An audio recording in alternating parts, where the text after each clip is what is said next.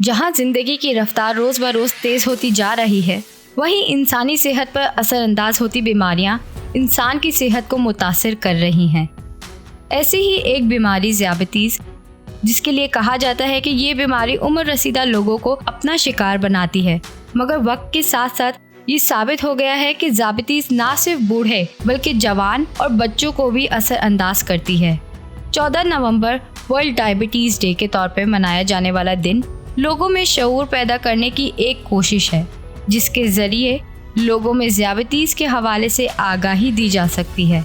हर साल इस दिन को मनाने वालों और लोगों में शऊर उजागर करने वाले डॉक्टर्स का कहना है कि मैं समझता हूँ कि आगाही की बहुत ज़्यादा ज़रूरत है, क्योंकि डायबिटीज़ फैलती चली जा रही है। और डायबिटीज़ आजकल जैसे कहते हैं ना, कोरोना या कोविड-19 जो है वो एक वबा के सूरत में पूरी दुनिया में फैला हुआ है, लेकिन ये जो है डायबिटीज़ उससे ज़्यादा मैं समझता हूँ वबा है। अब तो ख़ासतौर पर अगर हम पाकिस्तान की बात करें तो एक 40s के बाद अगर आप मालूम करेंगे वो डायबिटीज़ यानी शुगर की बीमारी और ब्लड प्रेशर तो बहुत कॉमन होती चली जा रही है। डायबिटीज़ जो है बॉडी के हर हिस्से को डैमेज कर रही होती है। शुगर की जो एक्सेस है बॉडी के अंदर, आँखों को डैमेज करती है, आँखों अंधापन कॉज कर सकती है, ब्रेन्स पे असर करती है, स्ट्रोक्स वगैरह कॉज कर सकती है, इवन ब्लड प्रेशर करती है, किडनी पे तो ख़ास तौर पे इसका बहुत ज़्यादा असर होता है। डायबिटीज़ जो है वो बेसिकली दो एग्जाम है, टाइप 1 एंड टाइप 2। और टाइप 1 जो है वो अमूमन बचपन से ही स्टार्ट हो जाती है और वो ख़ासतौर पे इंसुलिन डिपेंडेंट होती है।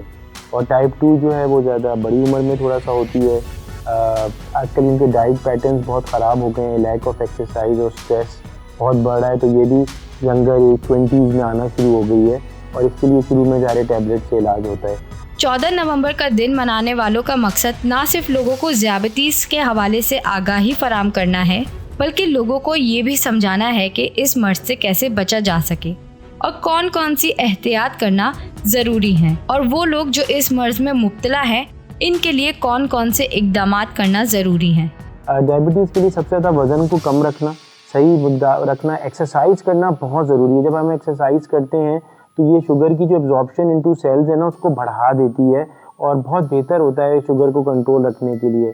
फिर ज़हनी सुकून रहना, रात की नींद 7 से 8 घंटे लेना बहुत ज़रूरी है, क्योंकि जब 7 से 8 घंटे की नींद होती है तो उसमें बॉडी जो है पूरी रिपेयर अपनी मैकेनिज़्म होता है, जिसकी वजह से वो करती है रात के वक्त। तभी अल्लाह ताला ने हमें ऐसा बनाया है कि रात में हमें सोना चाहिए, लेकिन 8 घंटे की नींद होनी चाहिए। पानी का सही इस्तेमाल 2 से 3 लीटर भी जो है इम्यूनिटी को बीमारियों से बहुत बचा के रखता है, इस्तेमाल करना, उसको इस्तेमाल करना चाहिए। अपने आप को मेंटली डी स्ट्रेस रखना ज़रूरी है।